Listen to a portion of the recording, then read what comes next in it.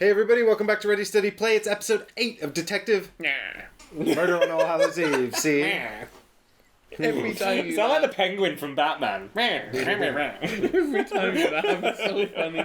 So I'm going to reveal this piece of evidence to Chris and it's going to illuminate his theory and he's going to solve the case for us right now. I have a theory.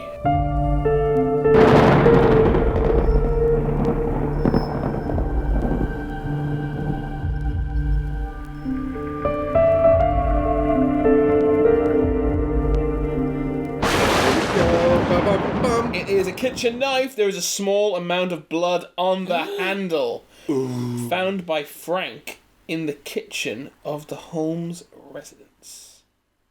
Hey everybody, I'm just cutting myself into this video here because we've had a bit of a technical issue. I'm sorry I didn't catch this earlier. I actually already rendered this video and for some reason in Windows it appears to be 28 and a bit minutes long, but once I uploaded it to YouTube, I failed to notice that it somehow cut down to 12 because the second half of the footage in the video is somehow missing. I've already moved on to another project, the next series I'm working on it at the moment, so anyway, I won't take up too much of your time. Suffice to say that there's no footage, there's only audio for the remainder of this video, which is a real shame because this is the climax of the whole series, and I'm extremely upset about it, and I'm very disappointed to have let you down. I really appreciate you guys coming on these journeys with us. You know, we have such fun making these series and taking you guys on these journeys through the world of board gaming, which we're extremely passionate about, you know, even when we are maybe being a bit disparaging from time to time, but that's only because we're so passionate and enthusiastic about the hobby. Anyway, I've left the audio clip in just by itself, so if you want to listen to the rest of the episode, you can. I don't know how well it will work as a podcast, but in the meantime, if you want to just find out what happened, I'll cut in a section of me at the end after the audio is played out, just giving a summary of what happened, and I'll read you the end of the case as well, if you want to know that. So once again, I'm really sorry that this has happened, and skip ahead to a time code I've edited in here if you want to find just the summary at the end. Thanks for watching. Exciting.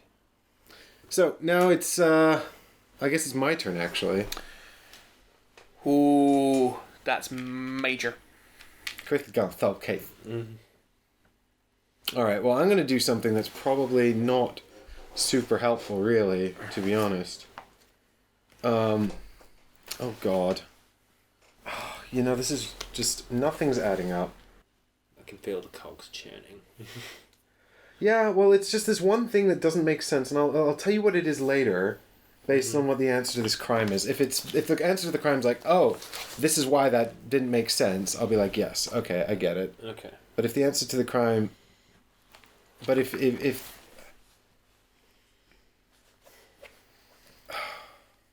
you know. There's just one last thing. I've got two options here, really. And what I pick is based on... I really have to commit to a theory now. And I just haven't really got enough information. At all. I've got not enough information at all. See, I don't understand how I can... Oh, you know, this is not interesting to anyone. It's like... I was literally about to start talking to you. Come talk to me. Tell me your problems. Take a seat on my couch. We have an hour. Everyone in Hollywood has a therapist. You there thinking about your last actions as well, Chris? Say again? Are you thinking about your last actions? He's got to be thinking about his solve first. Well, I'm right? going to try to solve what was top of my turn. I think I know what I want to do for my actions. Yeah. Why on earth would Ramona say, ask Dorothy about the sword? You know the answer, but you didn't sound particularly pleased about it. That could have just been clever acting. I heard you say something about Dorothy's swords and acting. What did you say? Never mind. There's just... I need to double check this. Oh. I need to double check my case notes. Double check your case notes, eh? I'm going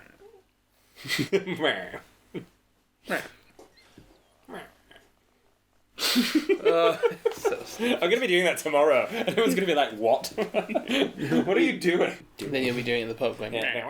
And everyone's going to be like, we shut up.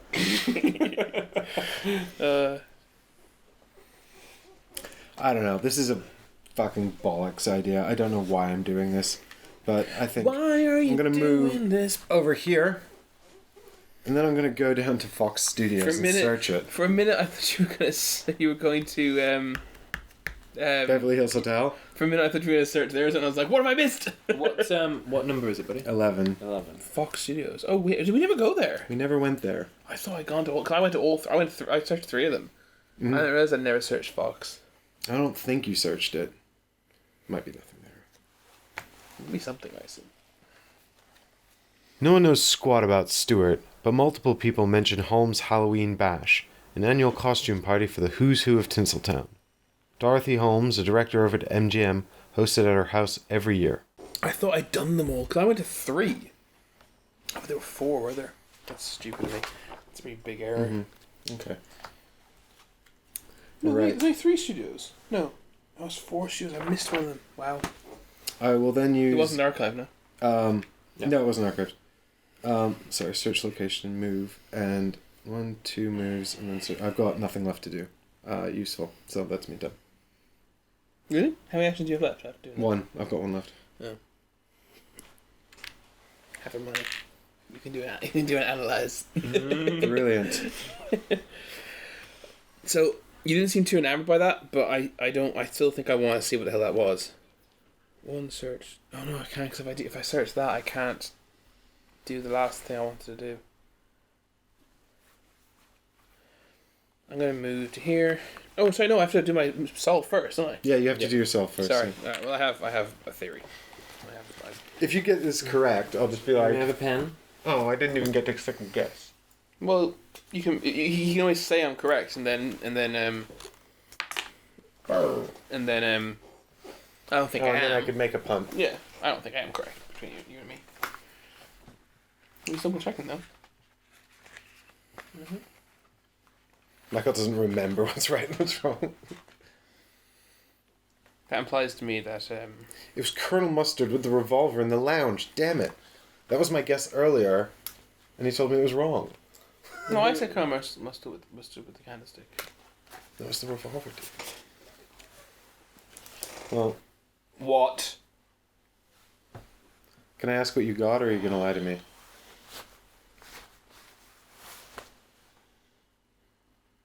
Did you get it right? No. That's the stunned face of someone who got it right. No, I thought I was onto something. And was it all wrong? Did you get 0 right? Or did you get 1 right? I got one. I got 1 right, and it's the worst. Oh my god, I thought I was onto something. Do you want to, collaborate a bit? No, wait, you've got 1 last turn anyway. Because that's how I felt earlier. When I was like, oh, this was all wrong. I mean, unless... There's some key thing we're missing, I think. Well, I now have a new theory which would make my theory basically correct, but there's one changing one detail kind of... I think I might still be right, and now I can make appropriate changes, I think. I hope so. Okay. I fucking hope so. Yeah, because otherwise I've been led... I mean, otherwise it's not just a red herring, it's the game's lying to me. But we've been here before. We have been here before. The one I want here, the motive I thought isn't even on this list. Move again. To here. Mm-hmm. I'm going to question Frank about Dorothy. I'm going to question Frank about Dorothy. I'm going to question Frank about Dorothy. Would you like to know who I'm questioning him about what?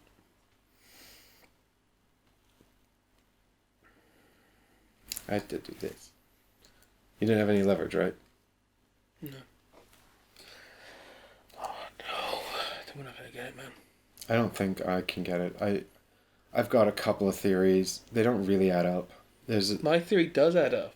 But yeah? I don't. But I can't. I don't know, man. I think that you're missing this one detail that's throwing me through a loop. But we'll discuss that later. You might have totally cottoned onto it. But I think you might have been working with the theory I was working with that I just don't believe anymore. I've got a pretty strong theory. But it's... I had one too, and I was actually very confident. I thought I was going to get 2, or get it correct. That's what I thought. Well, if we both get it right on our final guess... I don't think I will anymore, though. Unless this could... Wait, I didn't even set these Oh, I'm yet. sorry. No, it's fine. I think I know what I'm doing anyway. What have you got, 1 action left, Chris? You've got 1 action left after this? Yeah.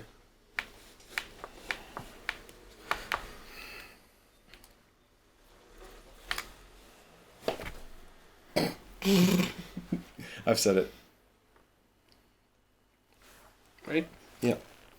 I keep trying to convince her that I'm movie star material. Just wait until the adoring public gets a taste of old Frankie. He grabs his crotch and winks at you. I'm going to use leverage because I don't see a reason not to.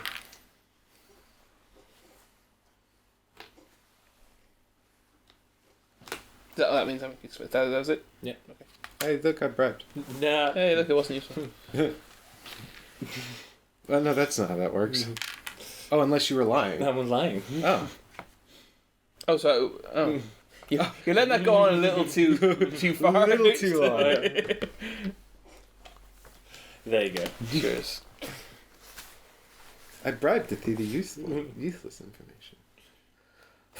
I've got these 2 working theories. This doesn't really help. You get to see it, right? Yeah. Sorry, I didn't show it to the camera. You can do it. What Mummy Dearest wouldn't do to protect that sad little meat sack she calls a son? In all fairness, I did enjoy watching her go to town on the Golden Boy. That was a real treat.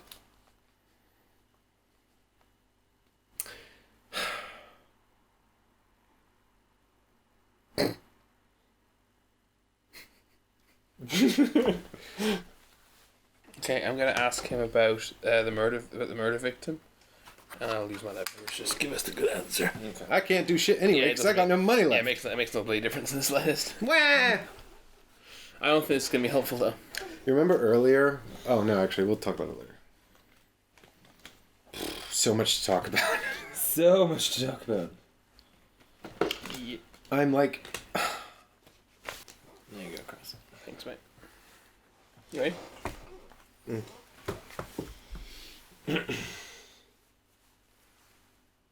Oh, I fucking asked this already.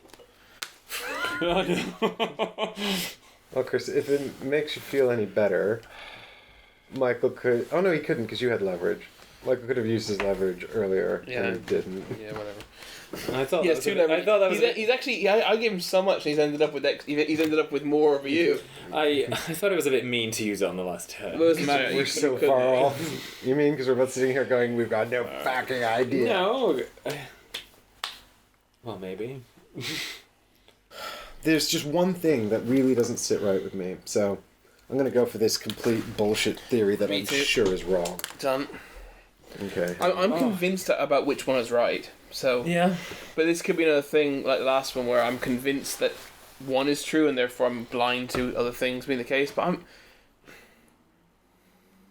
I feel like the game is really telling me that this happened something else. I think I try to be too clever. Yeah, that's my problem all the time too. All right, so It's time for the big reveal. Hang on, before you reveal, there's one more thing I want to think about. Yeah, no, I'm going to stick with it because because it has to be. no, this doesn't make any sense. Yeah, Hang on. no. This doesn't make any sense. Where did you find that knife again? The Holmes house. Yeah, on Frank, wasn't it? Yeah. Yeah, this doesn't make any sense at all. Now that I think about it. Yeah, me neither.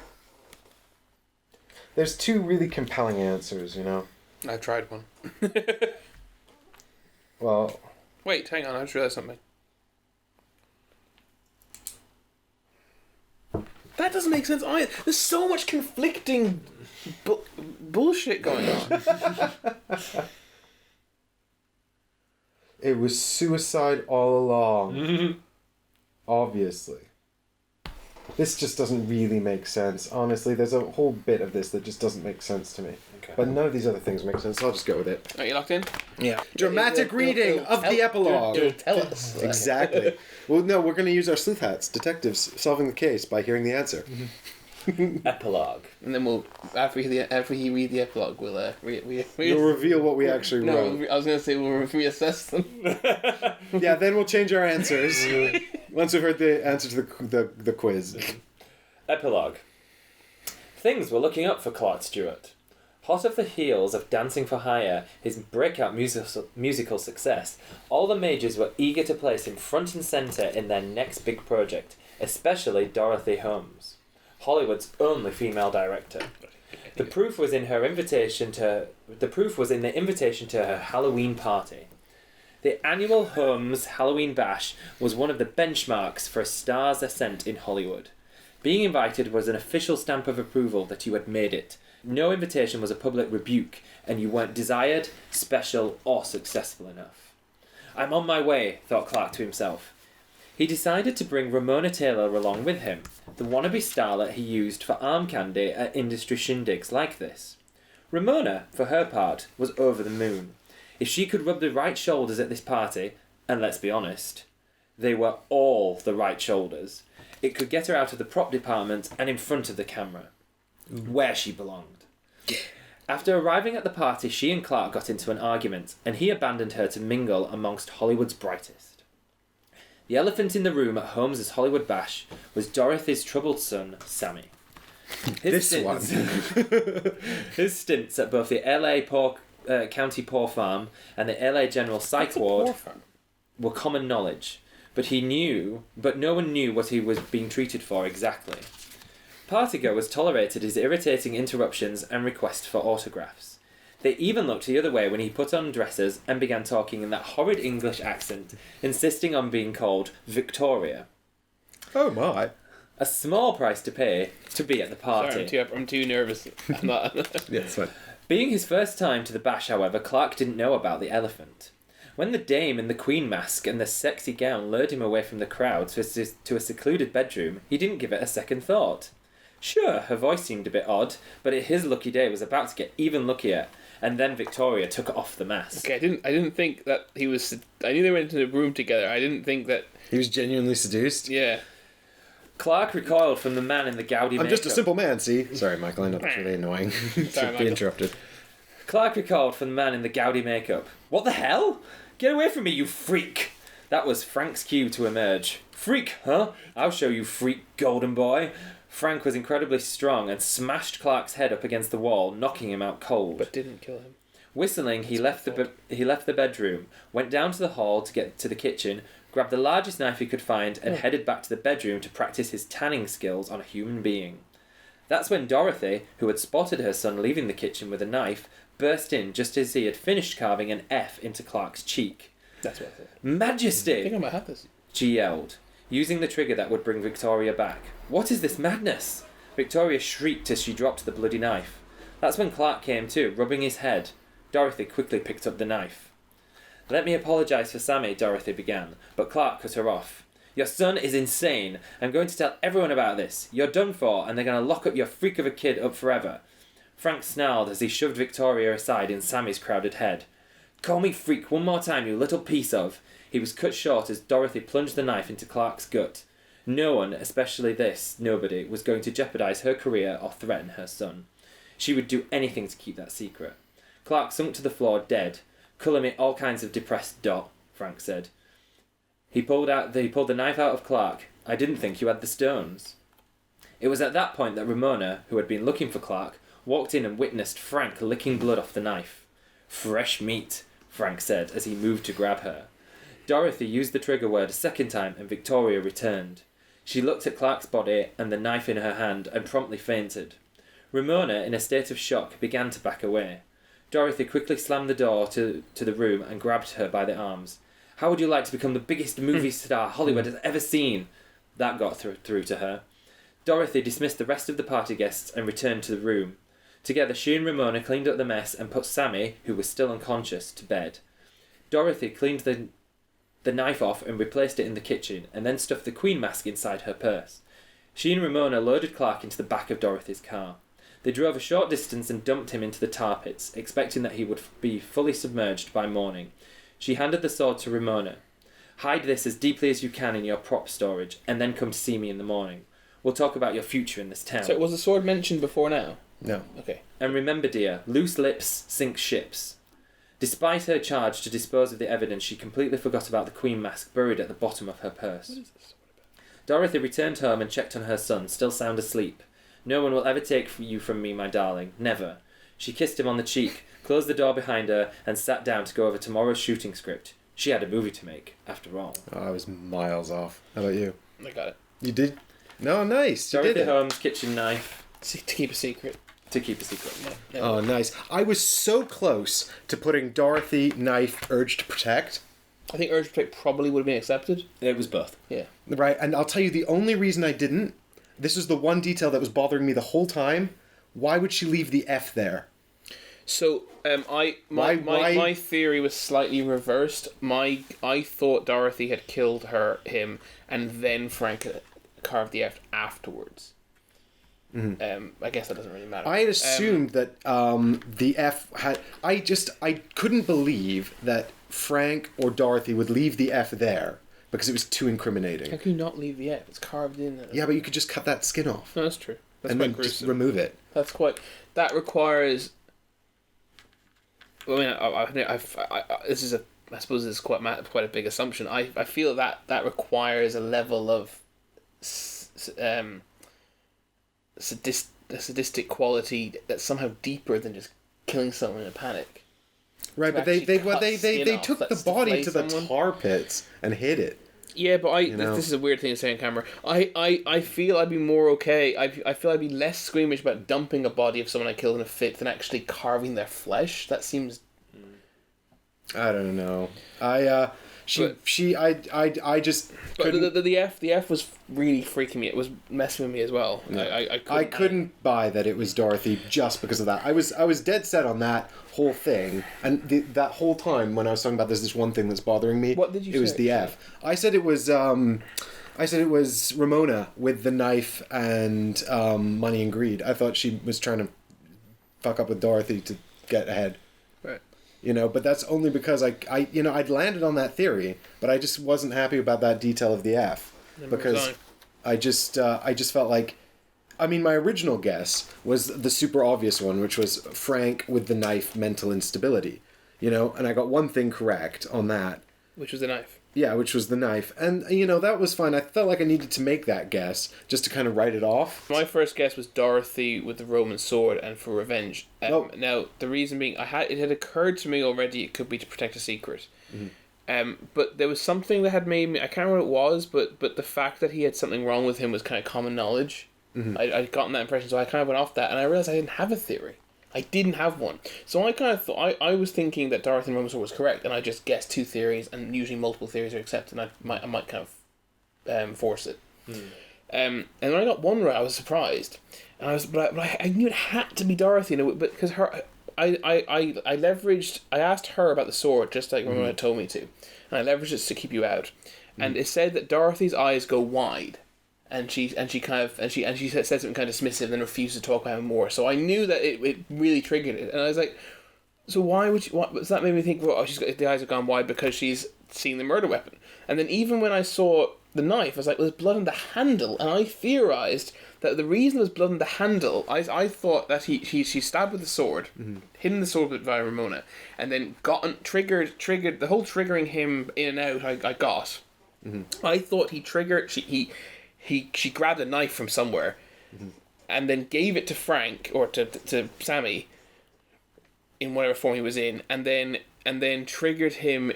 And the reason was blood on the handle, because blood on the handle specifically, and not the blade, Right. made me think that it wasn't the murder weapon, but she had blood in her hand from doing the murder, and then she handed it to Frank, thus transferring blood onto the handle to make Frank think he'd done it.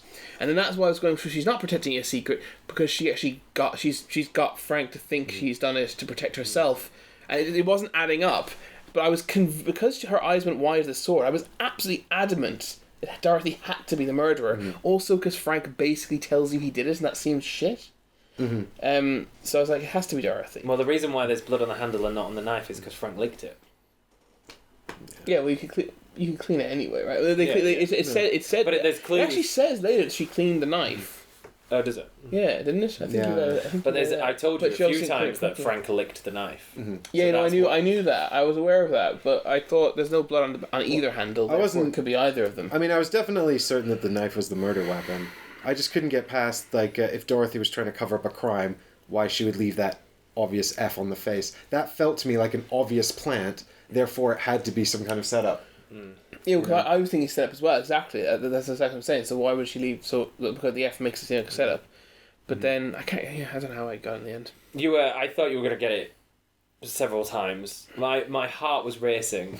Several times I handed you things, thinking, "Oh no, we're not going to get enough episodes of this." It's not obvious when you're. Well done, sitting Chris. here. Cheers. You solved the Thank you very crime. Well done, Chris. Well played.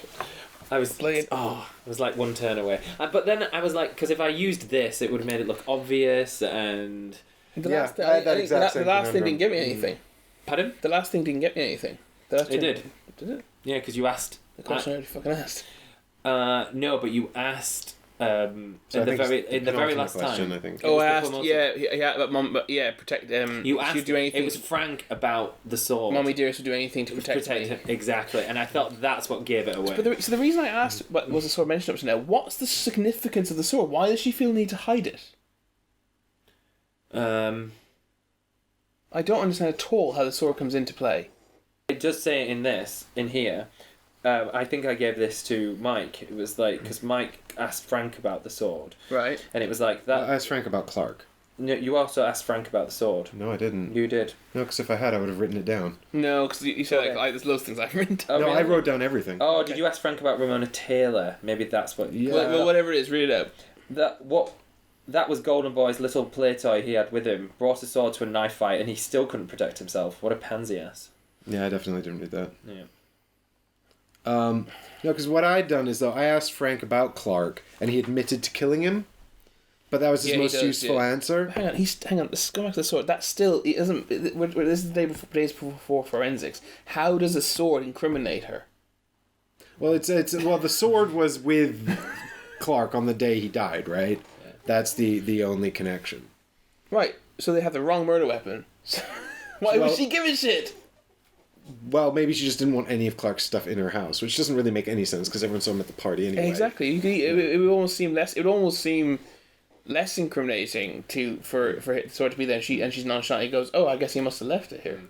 But you see, like, Frank said that he killed... So when I asked Frank about Clark, he said that he killed him, and that was the most useful answer. Did he actually say he killed? I think he says. Yeah, he doesn't say he killed him. He says he implies it. Clarky Stewart, big shot Golden Boy movie star. See what you get when you call me a freak and threaten to tell the world? Watching him bleed out all over Yeah, the bedroom see? floor was a joy to behold, detective. A true religious Yes, he joy. didn't say he Okay, so killed he him. never And said then there's killed, another yeah. thing where he says it was a pleasure to see Mommy go in. I saw that laying one as to well. him. Yeah, I saw that one too. But- I just couldn't get past this F thing. That was my big stickler. I just felt like it was.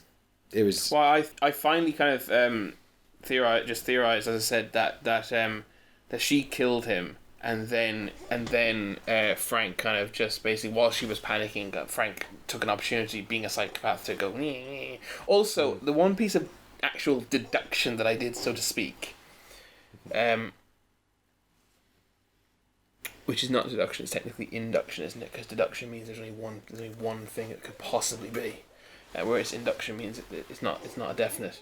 I think I could be mixing those two up. Anyway, the one thing I actually worked out, one thing I felt a little clever about, was that I realised a psychopath wouldn't have done one clean stab. Yeah, that They makes would have sense. gone. Well, neither of us thought it was Frank in the end. We No. both worked that. I out. always thought it was Dorothy. Well, sorry, not always. I thought it was Dorothy for both my guesses. I obviously thought it was Frank initially when Frank came up. Yeah, I mean that seemed obvious immediately, but then, I mean, I was hoping actually like to get like 0 on this or something, and then I'd be like, well, at least I can write all that off. Yeah, it's so much more helpful to guess heroes. But anyway, good game, everyone. I guess we'll be back GG. tomorrow for our final thoughts. Or at least second impressions. At the very least. Yeah, at the very least, second case impressions. We'll see you tomorrow. Thanks for coming on this detective journey with us. Yeah.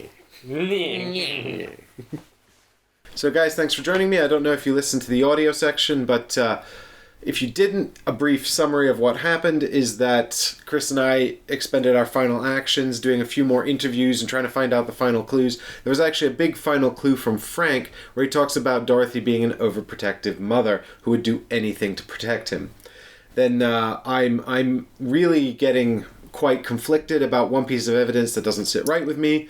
Meanwhile, Chris has got a hunch, but he's really not convinced it's correct. He also made his guess on the final round, and he got one thing right. So that kind of threw his theory out of whack a bit. So now I'll read you this final thing. Michael also read it in the audio section, but I understand if you skip that, so I'll just go ahead and read you the final conclusion of the case. And then I will just give you a bit of insight into our final guesses. I've actually still got the case files here, so at least there's that. Murder on All Hallows Eve. Epilogue. Things were looking up for Clark Stewart. Hot off the heels of Dancer for Hire, his breakout musical success, all the majors were equal to place him in front of the center of their next big project, especially Dorothy Holmes, Hollywood's only female director. The proof was in the invitation to her Halloween party. The annual Holmes Halloween Bash was one of the benchmarks for a star's ascent in Hollywood.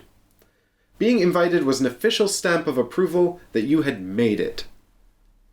No invitation was a public rebuke that you weren't desired, special, or successful enough. I'm on my way, Clark thought to himself. He decided to bring Ramona Taylor along with him, the wannabe starlet he used for arm candy at industry shindigs like this. Ramona, for her part, was over the moon.